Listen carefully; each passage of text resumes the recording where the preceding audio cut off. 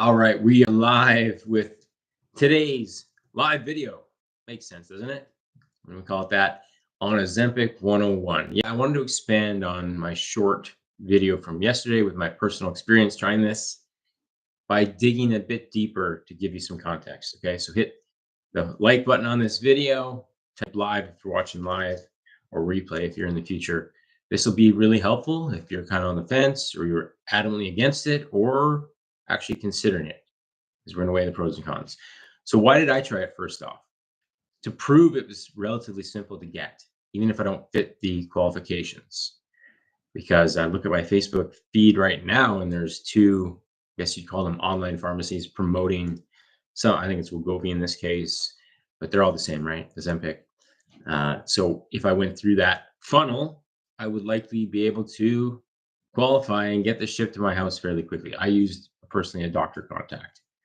So for those who don't know, these drugs promote GLP-1 circulating levels in your brain, originating in your gut, to suppress hunger and cravings so that you don't eat as much as you normally do and you lose body fat as a result. Obviously important for someone that might be battling obesity or pre-diabetic, or diabetics in particular see the most benefit from this.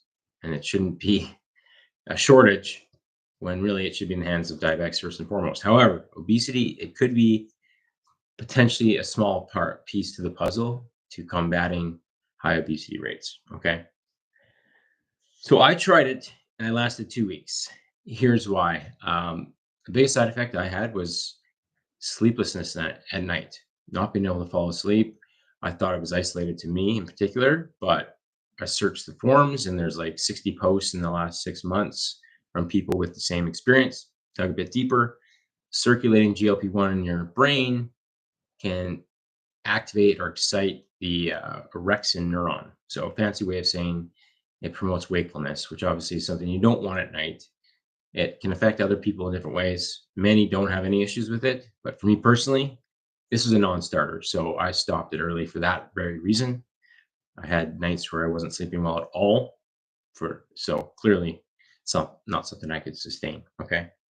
So I took it to prove you can get it fairly easily, even if you shouldn't, and to see the effects. Okay.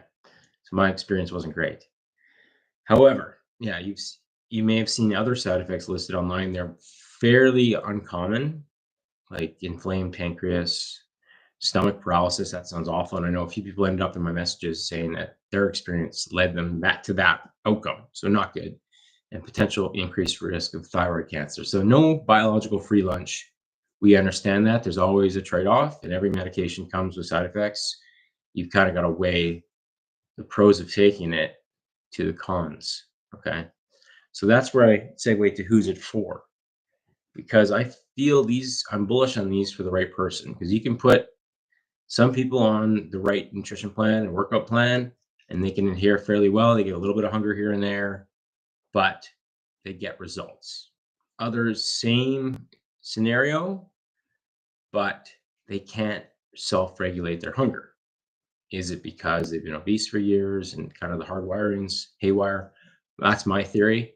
Is insulin sensitivity is out of whack, and they just can't self-regulate. They can't use willpower because they just don't have enough of it.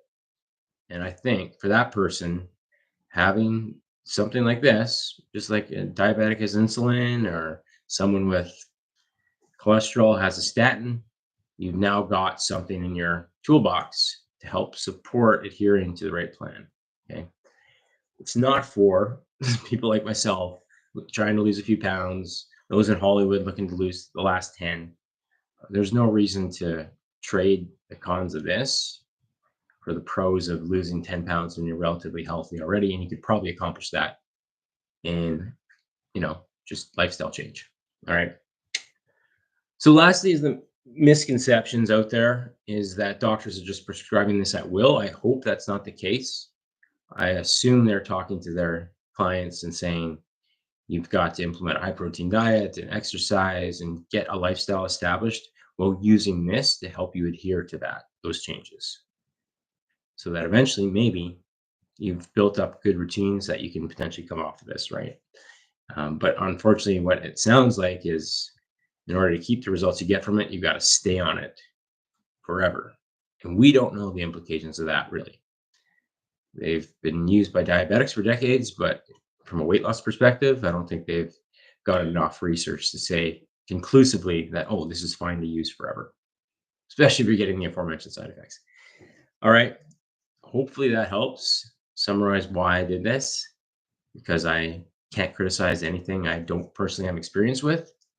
And it gave me some further intel to help my clients. We have several, frankly, who are using this with success. Some who used it prior to coming to us and didn't have success because of the aforementioned side effects again. All right. Any questions on this? Drop me a note. Love to hear from you.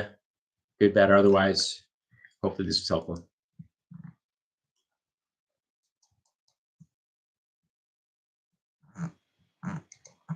And we're done.